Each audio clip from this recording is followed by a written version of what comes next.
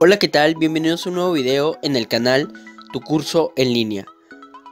Los transportadores de discos. Bueno, a mediados del siglo XX, cuando la industria comenzó a reconocer la necesidad de soluciones de transporte más eficientes y ambientalmente amigables, surgieron estos sistemas, como una respuesta innovadora a los desafíos asociados con el manejo de materiales a granel en industrias como la agricultura, la minería y la fabricación.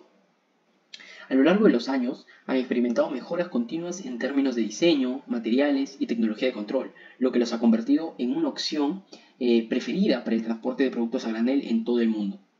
Los transportadores de discos representan una innovación destacada, ¿no? Su diseño revolucionario que combina la eficiencia de un sistema de arrastre cerrado con la versatilidad de un tubo ha transformado la industria de la manipulación de materiales sólidos. Estos transportadores se caracterizan por su estructura tubular herméticamente sellada que encapsula los materiales transportados y los protege de la contaminación externa y la exposición a condiciones ambientales adversas.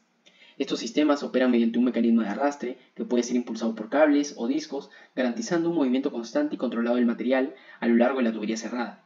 Esta tecnología avanzada permite el transporte eficiente de granos y polvos y otros materiales a granel, minimizando la pérdida por derrames y la generación de polvo, lo que resulta en un transporte más limpio y seguro. Definición. ¿Qué es un transportador de discos? Estos transportadores son mecanismos por arrastre, ¿no? Están diseñados para transportar productos a largas distancias. Este sistema se trata de un circuito de tubería cerrada y por su interior se recorre un cable o cadena tensado y unos discos que van conectados. Estos, al realizar el arrastre del producto, los discos, al moverse, arrastran el producto y permiten el transporte de un punto a otro.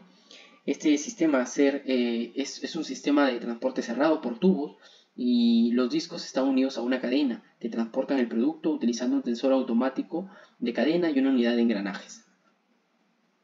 Bueno, algunas empresas como la Power Dosing System, entre otras, tienen estos productos con otros nombres, ¿no? También se les conoce como transportador de rodillos, transportador de arrastre o transportador por cadena, ya que debido a la naturaleza o las características que presenta se ha derivado un poco en cuanto al nombre, ¿no? Se le conoce, como ya se mencionó, transportador de arrastre, transportador de discos, transporte por cadena, etc. Las partes.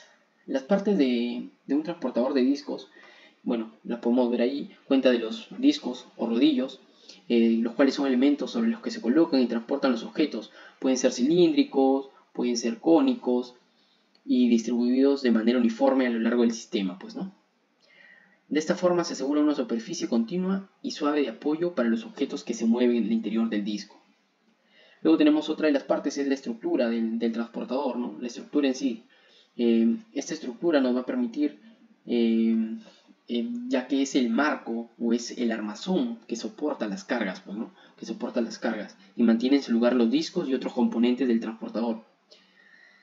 Su composición suele variar entre metal, acero inoxidable u otros compuestos, según los requisitos también del entorno en el que se está trabajando. Luego tenemos los ejes y cojinetes, tenemos el motor y sistema de accionamiento, el cual va a proporcionar la energía necesaria para mover los discos y transportar los objetos. Tenemos la cadena, que es la que une los discos, la cadena, al encontrarse enlazada con los discos y es desplazada a lo largo de la trayectoria del transportador. También se utiliza para transferir la energía del motor a los discos, ¿no? En ciertos transportadores. Tenemos las guías laterales, tenemos el sistema de control, que es muy importante, el cual permite el inicio y detención y control de velocidad del transportador, ¿no? Nos permite controlar la velocidad, el movimiento, todo ello. Otro de los puntos es que suele incluir sensores para detectar la presencia de objetos en el transportador y ajustar su funcionamiento en función del movimiento que se esté realizando, pues, ¿no? Del movimiento que se esté realizando. Y bueno, estos transportadores suelen tener un sistema de soporte y ajuste de altura. Los transportadores de discos son ajustables en altura precisamente para satisfacer las exigencias de carga y descarga, ya que los sistemas de soporte posibilitan que se tenga cierta inclinación y elevación del transportador según la necesidad, pues, ¿no? Según la necesidad. Acá podemos verlo. Tubo de transporte, salida del producto, entrada del producto, tensor automático, la unidad de engranajes, el tubo, la cadena, los discos, entre otros. Luego podemos hablar, además de las partes, del funcionamiento, ¿no? Del funcionamiento. Este transportador de discos tiene una superficie plana que está específicamente diseñada con características que mantienen los discos en su lugar durante el movimiento. Asimismo, suele incluir ranuras, almohadillas de sujeción, rodillos o sistemas magnéticos que eviten que los discos se deslicen o se desplacen inadecuadamente por el sistema, pues, ¿no? Tenemos un sistema de accionamiento con el fin de desplazar los discos a lo largo de la superficie del transporte. Se emplea normalmente un sistema de propulsión. Dicho sistema puede constar de motores eléctricos, de neumáticos o hidráulicos, según la aplicación y los parámetros de velocidad y carga que se requieran. Los discos al desplazarse a lo largo de la superficie utilizan mecanismos como rodillos motorizados u otros dispositivos que crean fricción o succión para moverlos. Estos mecanismos son activados por el sistema de accionamiento y generan el movimiento que se requiere. Como ya se mencionó, suelen tener sensores que nos permiten indicar o monitorear la posición, velocidad y estado de los discos en el sistema.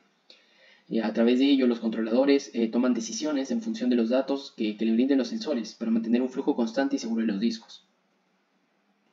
La otra de las partes es la estación de carga y descarga. Acá tenemos la entrada del producto y la salida del producto, ¿no? Frecuentemente estos sistemas basados en discos se incorporan en líneas de producción más extensas que engloban estaciones de carga y descarga, y estas estaciones posibilitan la entrada y salida de los discos al transportador y pueden involucrar componentes adicionales como brazos robóticos o mecanismos de elevación para gestionar los discos de manera efectiva. Luego tenemos los tipos de transportadores de disco. Los transportadores de disco suelen haber muchos tipos, y también suelen definirse de distinta forma, pero algunos de los más comunes son los siguientes: la cadena con discos moldeados, la cadena con discos de 2 pernos y la cadena con discos con placas de respaldo. La cadena con discos moldeados se usa más comúnmente en alimentos y aplicaciones sanitarias autolimpiables, ya que de esta forma se evita la contaminación, pues, ¿no? Se evita la contaminación. Luego tenemos la cadena con discos de 2 pernos. Este es un diseño de disco estándar que se utiliza para diversas aplicaciones en la industria. Se suele utilizar en la manufactura, en transporte de materiales a granel, entre otros. Luego tenemos la cadena con discos con placas de respaldo. Este tipo de disco de trabajo es un disco de trabajo pesado. Está reservado para transportar material pesado y abrasivo a altas temperaturas. Estos son los tipos de transportadores de disco más comunes. Luego tenemos los beneficios de los sistemas de transportadores de discos. ¿Cuáles son los beneficios que nos brindan? Bueno, tiene un transporte delicado que minimiza el deterioro del producto. El método en el que los materiales se desplazan mediante un transportador de cable tubular garantiza que no se sometan a ninguna fuerza de empuje. La rotura, de hecho, la rotura de materiales en este tipo de sistema de transportes es mínima.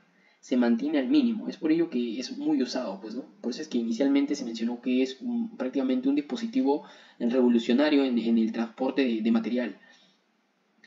Luego tenemos el diseño adaptable para diversos espacios. Este sistema presenta una flexibilidad del diseño, ¿no? Estos tipos de transportadores posibilitan una solución compacta que ahorra espacio, lo cual resulta especialmente importante o a tomar en cuenta en instalaciones de procesamiento de alimentos, donde el espacio suele ser un recurso muy escaso, suele haber muy poco espacio.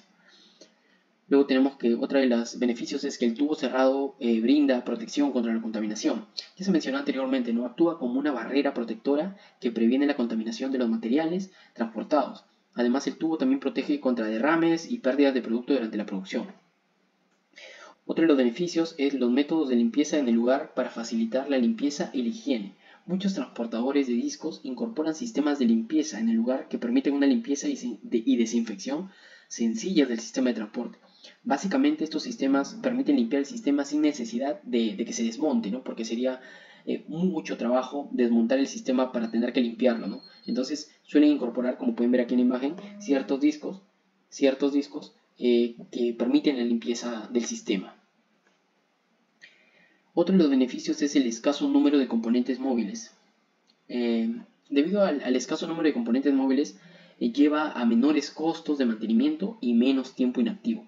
Entonces, los transportadores de discos presentan un resumido o un reducido número de piezas móviles, lo cual nos permite mantener los gastos de mantenimiento al mínimo, lo cual genera reducción de costos operativos, menos periodos de inactividad. La ausencia de piezas móviles reduce también el desgaste y prolonga así la vida útil de todo el transportador, ¿no? De todo el sistema.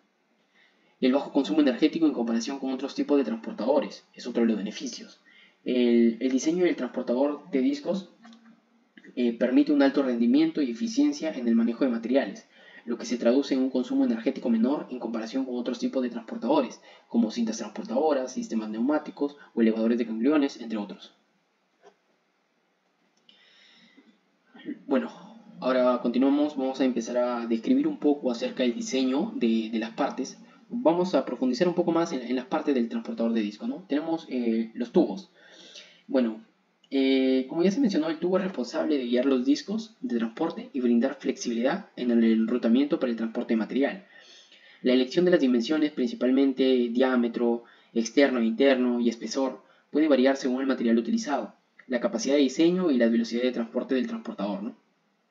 Para hacer una selección previa del diámetro del tubo, se recomienda elegir primero la velocidad del transportador, que tiene una relación directa entre la vida útil de los discos y la potencia mecánica utilizada. Ya esto va más al tema de diseño, ¿no? Por ejemplo, aquí se suele sugerir una clasificación estándar que se tiene, que pueden ver en varias bibliografías, ¿no? La clase 1 para una velocidad de 0,1 metros por segundo, la clase 2 para una velocidad de 0,2 metros por segundo y la clase 3 para una velocidad de 0,3 metros por segundo, donde esa velocidad V sub K es la velocidad del transportador. Bueno, por lo tanto, a través del diseño es posible calcular la capacidad volumétrica del transportador en función del diámetro interno de la tubería y la velocidad del transportador. Se debe tener en cuenta ciertas variables, ¿no? Y hay ciertas fórmulas también para el diseño, que debe tenerse en cuenta la capacidad de eficiencia volumétrica, el grado de llenado volumétrico, el diámetro interno, diámetro externo, espesor, entre otras cosas. Bueno, acá tenemos una pequeña figura que nos muestra la capacidad volumétrica principalmente de los transportadores más típicos, más utilizados, de tubos de 2 pulgadas, a tubos de 12 pulgadas, donde para ver una velocidad, aquí tenemos las velocidades, tenemos 0,1 metros por segundo, 0,2 metros por segundo y 0,3 metros por segundo, donde para 2 pulgadas se tiene una capacidad en la clase 2 de velocidad de 0,2 metros por segundo se tiene una capacidad volumétrica desde aproximadamente los 0,93 metros cúbicos por hora hasta los 30,94 metros cúbicos por hora, ¿no? Hasta los 30. Este es a 2 pulgadas y a 12 pulgadas, aquí para la clase 2 tenemos hasta los 30,94 metros cúbicos por hora. En este tipo de gráfico se puede ir viendo un poco más acerca de la elección del grosor del tubo, el cual es un factor importante en la vida útil del equipo, ya que se espera que el desgaste causado por la ablación del material sólido a granel y el disco sea mínimo, lo que hace que el tubo alargue su vida útil, ¿no? Y también alarga a la vez la vida útil completa del equipo. La superficie interior del tubo va a estar conectado, bueno, no conectado, pero en contacto con el disco, generalmente de un material con un bajo coeficiente de fricción, lo que hace que la fuerza de arrastre generada por las pérdidas por fricción sea la mínima posible, la más pequeña. Por lo tanto, no se recomienda, ¿no?, que el uso de las tuberías con costuras helicoidales o longitudinales, ya que cualquier alteración geométrica, como una raíz de soldadura mal acabada, podría generar una pérdida de arrastre por fricción no prevista, ¿no? Esto sobre todo que digamos, se suele utilizar los tubos de acero sin costura, ya que estos no tienen ningún tipo de soldadura. Y estos tipos de tubos normalmente se fabrican calentando un cilindro de acero macizo y el núcleo de este cilindro se enfría y se retiran. Bueno,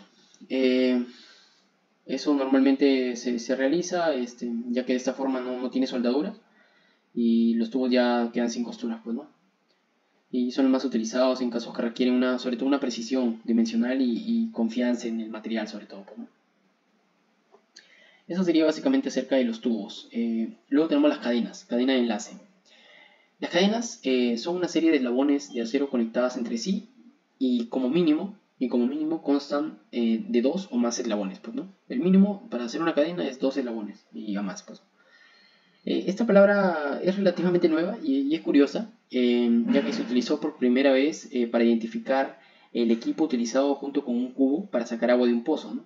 Este equipo consistía en anillos metálicos interconectados. Al parecer la cadena que conocemos hoy fue diseñada por primera vez en torno al aproximadamente siglo XVI, por, bueno, el reconocidísimo Leonardo da Vinci, ¿no? Se han encontrado algunos dibujos sobre todo de esta cadena y parece que este diseño inicial se realizó para tener como premisa única el trabajo mecánico de tirar y no estaba pensada para atar, ¿no? Bueno, existen prácticamente dos tipos de cadenas, las destinadas a la elevación de cargas o a la seguridad y las cadenas mecánicas. En los procesos industriales se pueden utilizar diferentes cadenas. Las cadenas industriales se desarrollan con características específicas, ¿no? De acuerdo a las aplicaciones que van a tener. Aquí tenemos algunas normas y regulaciones para las cadenas. Bueno, aquí tenemos por ejemplo la DIN 762-2, cadenas de eslabones redondos de acero para transportadores de cadena, parte 2, grado 5, templado y revenido, y otras normas, ¿no? Que pueden buscarlas, pueden acceder, pueden darle una leída para poder tener un poco más de contexto acerca de este tema, ¿no? Tenemos el dimensionamiento y diseño de cadenas también. Normalmente la cadena de eslabones para su aplicación en el transportador de disco se desarrolla bajo una demanda en función de la experiencia del proveedor, ¿no? Del proveedor. Por lo que normalmente para estandarizar, ustedes saben que siempre se busca estandarizar, ¿no? o normalizar ciertas piezas para que puedan tener reemplazos, recambios, piezas de recambio, ¿no? Entonces, para normalizar la dimensión de las cadenas se consideran algunas premisas, como son las siguientes, ¿no? Esto más que todo va enfocado ya al tema del dimensionamiento y el diseño de las cadenas. Aquí pueden ver una pequeña imagen donde se pueden ver sobre todo los eslabones de la cadena, y aquí pueden verse, ¿no? La anchura de la cadena interior, la anchura de la cadena de la parte exterior, luego tenemos el DC, de la separación, entre otros, ¿no? Entonces ahí tenemos algunas condiciones como el diámetro del eslabón de la cadena, pues, ¿no? Aquí tenemos el diámetro del eslabón de la cadena, y esto más que todo, como les mencioné, es justamente para el tema del diseño. Aquí podemos ver otras fórmulas que nos indican, ¿no? La capacidad de eficiencia volumétrica del transportador estará comprendida entre 0,85 y 0,9, por lo que el volumen de la cadena puede calcularse según esta ecuación. Como les menciono, es sobre todo para el tema del diseño. Pueden consultar la norma también, las normas y regulaciones para cadenas. Básicamente ello. Aquí tenemos también los eslabones de cadena sugeridos para un rendimiento volumétrico del 85 al 90%, como indican estas regulaciones, o bueno, estos premisas o parámetros que se consideran para el diseño y el dimensionamiento. Luego, ¿qué tenemos? Tenemos los discos. El disco es el componente unido a la cadena que se encarga de arrastrar el material dentro del tubo, y debido a este arrastre se da el correcto dimensionamiento del disco, ya que si no dimensionas correctamente puede llegar a no darse un buen funcionamiento, pues, ¿no? Por el mismo tema de la fricción entre el disco y el tubo. Entonces se requiere que el tubo y el disco sean dimensionados correctamente para funcionar en conjunto, ¿no? Ya que se debe tener en cuenta la fricción, ya que va a haber un arrastre dentro del sistema. Así que bueno, en conclusión, el correcto dimensionamiento del disco es extremadamente importante para el funcionamiento del transportador. Especialmente su diámetro exterior, ya que ayuda a definir la holgura con el diámetro interior del tubo, ¿no? Debe haber una cierta diferencia entre el diámetro exterior del disco con el diámetro interior del tubo. Y esta holgura viene a garantizarnos que cualquier irregularidad en la fabricación no influya en el movimiento del disco dentro del tubo. Bueno, al igual que existen distintos tipos de cadena para uso en el transportador tubular de arrastre, existen muchas geometrías de disco propuestas. Tenemos el disco partido, que tiene una buena capacidad de mantenimiento, ya que es fácil de cambiar y no requiere la retirada del eslabón de la cadena. Pues, ¿no? Aquí podemos ver en la imagen un tipo de disco partido. Y tenemos otros discos más usados, como el disco con cuerpo de acero y discos con bordes de polímero, disco moldeado directamente en la propia cadena. También se han desarrollado otros discos atípicos, como el disco de limpieza, que ya lo vimos anteriormente, que se utilizan para limpiar el sistema, como dice acá, cuya finalidad es limpiar el material a granel que se aloja en el hueco entre el disco y el tubo, y servir de disco de empalme de las cadenas de eslabones. Aquí tenemos algunos materiales para el factor de desgaste y coeficiente de fricción en discos. Ya esto también tiene que ver con el tema del diseño, de acuerdo a la fabricación con la que se va a dar. En la mayoría de aplicaciones se suele usar discos de polímeros o metales, ya que se quiere que los materiales cuenten con un bajo coeficiente de fricción y una alta resistencia al desgaste, ¿no? Entonces, se requiere que cuente con un bajo coeficiente de fricción y una alta resistencia al desgaste, el factor de desgaste.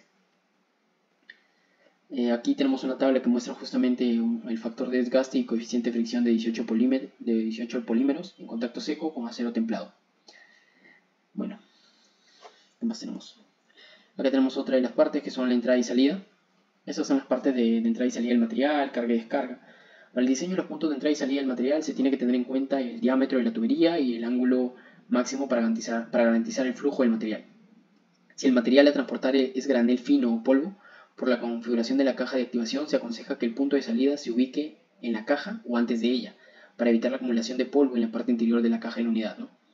En la entrada y salida puede llegar a tener una velocidad de transferencia de material mayor a la velocidad de transporte del producto y se recomienda adicionar en la entrada unas placas de desgaste en los conductos de entrada o de salida para materiales abrasivos, como el uso de placas UHMW, ¿no? Que es un tipo de material.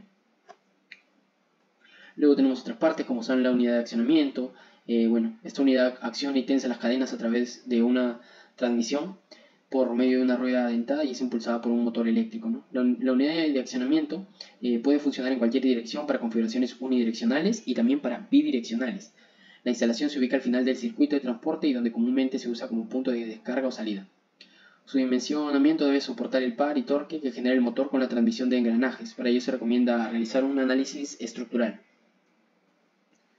Luego tenemos los dispositivos de control, que bueno, la parte de dispositivo de control más que todo es para poder, como su nombre lo dice, llevar un control de la velocidad del transportador y para un arranque suave.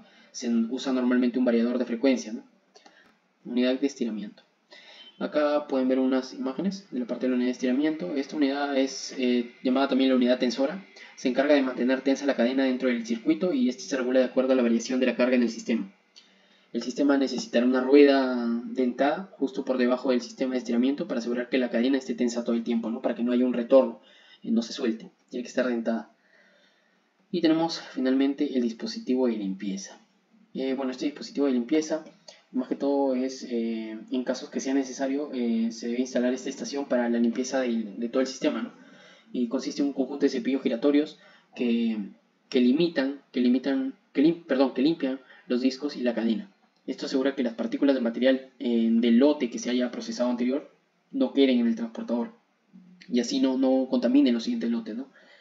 Este dispositivo es útil cuando se trata de transporte de alimentos o productos químicos, donde los lotes se deben mantener separados y libres de contaminación. También para el caso de materiales en polvo se evita la acumulación en partes especiales del transportador, ¿no? El material del dispositivo de limpieza es la misma del material utilizado en el tubo.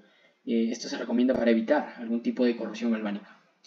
Bueno, básicamente eso sería todo acerca del tema de transportadores de discos. Espero que les haya gustado. Se ha tratado de forma superficial, se ha tocado algunos puntos del diseño de los transportadores de discos. Sobre todo deben tener en cuenta las normas con las que se fabrican las partes, ya sean los tubos, el material con el que se fabrican los discos, por qué se utilizan los discos partidos, entre otras cosas, ¿no? Como saben, sobre todo se debe tener en cuenta también la operatividad, los costos de mantenimiento, se debe mantener al mínimo. Entonces siempre se debe buscar un equilibrio en el tema de los costos y todo ello para garantizar la eficiencia y también las ganancias para la empresa, pues, ¿no? Muchas gracias, espero que les haya gustado. Bueno, esto ha sido todo por este video. No olviden suscribirse y activar la campanita para que YouTube les avise para mis próximos videos. Y si tienen alguna pregunta o sugerencia pueden dejarla en los comentarios. Además, en la caja de descripción les estaré dejando las listas de reproducción del canal y mis redes sociales. Nos vemos en el próximo video.